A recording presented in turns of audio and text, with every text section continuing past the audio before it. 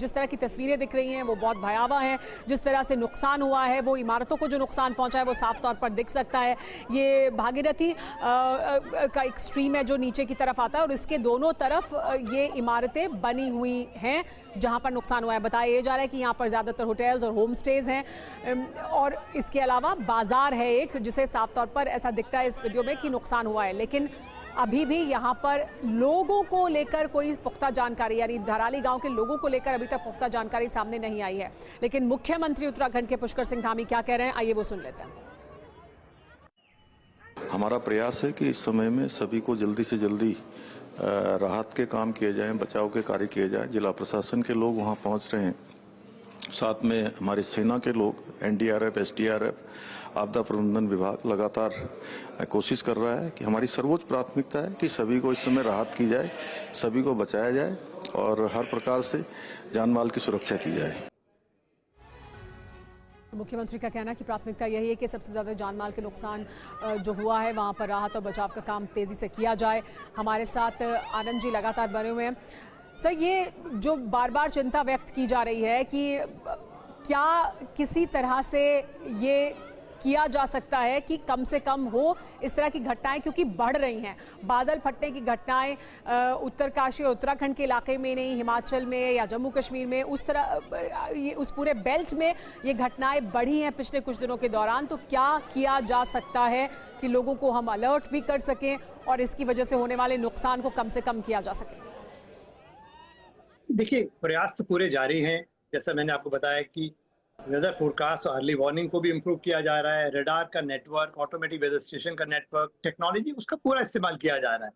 मगर मैं बार बार ये कहूँगा, आपने देखा होगा पिक्चर में ज़्यादातर जो बिल्डिंग्स दिख रही हैं आपको, सारी नई बिल्डिंग्स बनी हैं और हाल ही में कुछ सालों में बनी हैं। वो एक चिंता का विषय है, क्योंकि रोजगार सीमित है तो लोग अपने होम स्टे बनाते हैं, होटल बनाते हैं और वो भी चाहते हैं कि बिल्कुल नदी नाले के आसपास हो, लोगों को देखने के लिए स्ट्रीम मिले। वो गलत जगह है। तो साइटिंग जो है, जहां हमने नदी आसपास वहां नहीं बनाना है, वहां डेवलपमेंट हो रही है। यदि पहाड़ की ऊंची जगह पे होगा तो नुकसान नहीं पहुंचेगा। और ये ध्यान रख लें कि भारी, बहुत भारी और कभी कभार अत्यधिक भारी बारिश, और खासकर मानसून सीजन में पहाड़ी हिमालय क्षेत्र में जरूर होती है और उससे नुकसान भी होता है। मगर हाल ही क्षेत्रों में नुकसान ज्यादा हो रहा है। इसलिए ज्यादा हो रहा है क्योंकि हम लोग नदी नालों में घुस के मकान बना रहे हैं। पूरी डेवलपमेंट जो है वो गलत दिशा में जा रही है। और साथ साथ जो हम लोग 4 लेन बना रहे हैं, पहाड़ों को बुरी तरह से काट रहे हैं, ये सब जो है इसको और संवेदनशील बना दे रहा है पूरा एरिया को। तो सारे पहाड़ डिस्टर्ब हो चुके हैं। गांव सड़क योजना, प्रधानमंत्री ग्राम सड़क योजना, मतलब हर गांव में सड़क बनानी चाहिए, क्योंकि हर किसी को कार का शौक है। बिल्कुल सही बात है, लोगों का शौक है, वो पूरा करना चाहते हैं। मगर हम जब पहाड़ों को काटेंगे और नदी के आसपास मकान बनाएंगे, पार्किंग हो रही है सारी नदी के अंदर, नालों के आसपास सारी पार्किंग हो रही है, चाहे वो देहरादून में चले जाइए आप। विकास हो, लेकिन पर्यावरण का ध्यान रखा जाए और उसको नुकसान ना पहुंचाया जाए। लेकिन आपसे और बात करेंगे इस बारे में भी कि किस तरह से रडार सिस्टम्स लगाए गए हैं, उसका इस्तेमाल किया जा रहा है, जिसके जरिए कुछ अर्ली वार्निंग दी जा सकती है बादल फटने जैसी आपदा के दौरान भी।